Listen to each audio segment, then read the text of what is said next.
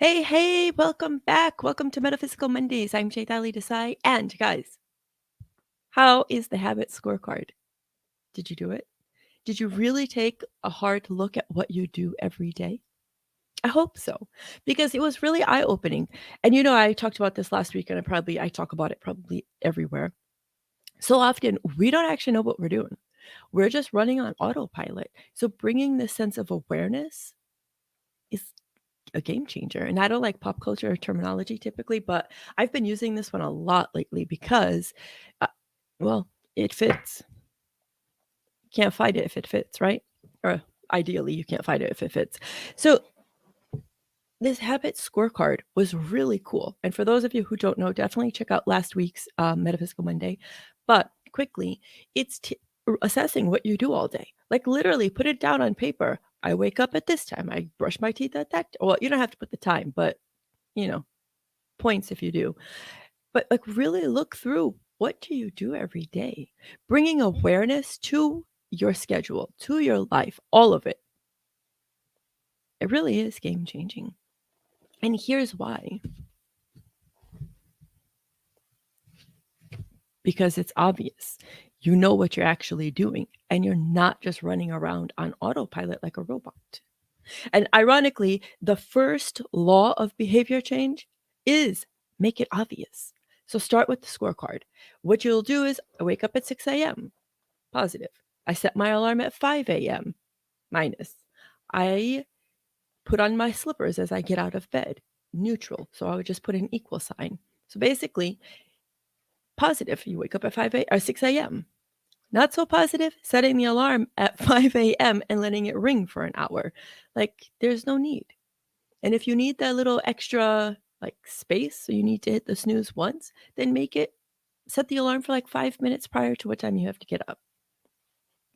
Putting on my slippers as I get out of bed, it's neutral. It has nothing to it. It's just something that you do and then you carry on. So that's how you will start to assess your day. Positive, minus, I'll say plus, minus, equals. So, that's pretty self-explanatory. But as you start to bring this awareness to your day, you make your habits, your automatic habits, obvious. You see what you're doing because of the awareness. Actually, it's such a funny topic. Well, for me anyways. This morning I recorded a podcast episode that's airing this Thursday with a guest, Eileen Joy, and we were talking about awareness around money. It is so fascinating to me that everything comes down to mindset, even your money. I'm not going to delve too much into that today, but definitely catch the episode on Thursday because it's really powerful. But everything is mindset. So what you believe you can do, what you believe you can't do, you're right. But you can only believe it if you have an idea around it, right? Well, let me take that back. It's not that you can't believe it. It's that, well, you don't know what you don't know. So if you're running on autopilot all the time and you don't actually stop to think why you're doing what you're doing or that you are even doing anything, nothing changes. Does that make sense? I think that made sense. If not, drop the questions below and I'll answer it after.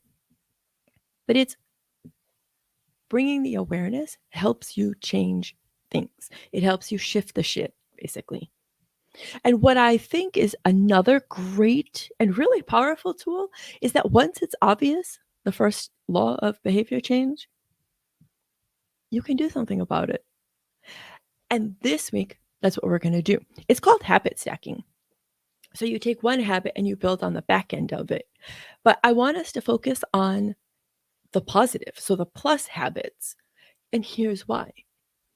Emotion is such a strong motivator. It's such a strong driver. If you feel really, I want to build on positive. If you're really feeling strongly about something, there's a higher probability you're going to stick with it. And the same thing is true on the opposite side. And I'll bring it to food because it's easy and it's me and I always bring it to food. Diets. So many people fail on diets is because it's restrictive. You can't have this, you can't have that. You can't. You want to know what you end up thinking about the entire time? All the things you can't have. all the things that you feel like you are depriving yourself of. And because you're so focused on all of the things that you can't have, what happens?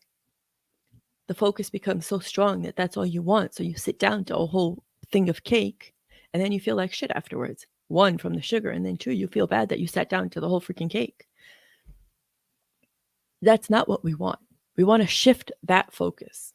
Oh, I'm glad I shared that because I shared it backwards. But anyways, that's why we don't want to focus on the quote unquote negative or bad things that we feel are our habits. Focus on the positive. And here's a great example. I gave it last week. You shut down your laptop for the day at 5 p.m., let's say, right? What's and you feel like, oh yes, okay, the day is done. I'm moving into my next session or like next framework of the day. What's a thing that you could do to celebrate that? And that's what I want to focus on. Typically, once the day is over, people are already thinking like happy hour. People are thinking like, oh, what cocktail are they going to make? Or oh, what sweet something are they going to give?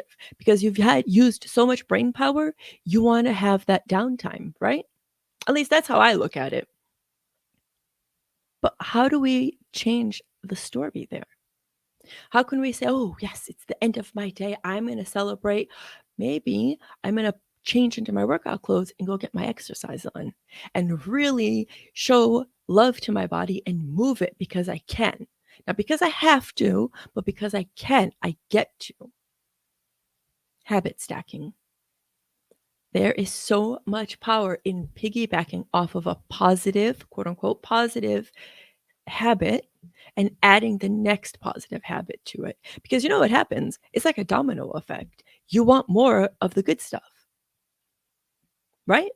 And then won't you feel so great? Like, oh my God, I got my workout done. Yes. What's another habit that you're going to stack on the back end of that? Probably taking a shower. Great. Done. What's the next step? Can you see how this really will help build momentum? And it's funny. This is in life, but this is in business too. Habit stacking works across the board because, as I said earlier, everything comes down to mindset. I don't care what topic you want to talk about, it's what you are thinking about it.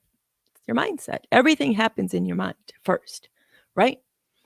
It starts as a thought. So why not start thinking, what's a fun way to make life more fun? Bringing awareness into everything that you're doing, bringing the intention that, oh, I'm not going to run on autopilot. I want to be present for all of it. Now, if you know me, you know I love the Google Calendar. I talk about it a lot. I love it because I can see what's happening in my day. I can see on the tail end, I can also see all that I accomplished. If you want to take this habit stacking to that next level, it's called implementation intention. I know so many formulas. It's so freaking cool. So the scientist in me is like loving this. Anyways, you can take the positive habit. Okay, my day's done at 5:00. 5:15, well, I work from home. So 5:15, I shut down the laptop, I'll go get changed, get into my workout clothes. By 5:15, I'm exercising. Putting it into my calendar, seeing that it gets done. It's cool, right? Because there's this positive feedback loop that we start to create for ourselves. And when we're feeling good about ourselves, there's a higher probability we're going to stick with it. So can you see how shifting the focus really gives you back your power? One, two, helps you create the positive changes that you are probably wanting. Reframing it really is what it's about, I suppose. Changing the conversation from all the things that you don't get to do to all the things that you do get to do. Well, it makes everything more fun. I guess really, I just want to have fun. And I'm assuming you want to have fun. This is how it starts. How can you shift the shit, literally, and make it more fun? I think that's something I'm going to play with this week. I'm going to work with my own calendar. And typically, I like to get my exercise done in the morning, but I notice I feel like I'm running out of time, which is weird. I feel very rushed, even though I wake up early.